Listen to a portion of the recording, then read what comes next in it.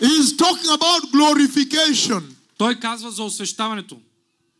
Glorification is the biggest promise the Lord gave the church in Duisburg. Освещаването, като се каже тази дума, има предвид, че ще бъдем възнесени в небето. Ще бъдем славни като Христос. Because the moment you will be glorified, в момента, който ще бъдете със слава, death is over, sin is over. Смъртта приключи, грехът приключи. That is the final stage of redemption. Това е последната стъпка на спасението. When you are glorified, now you can enter the kingdom of God. Когато вече си в слава,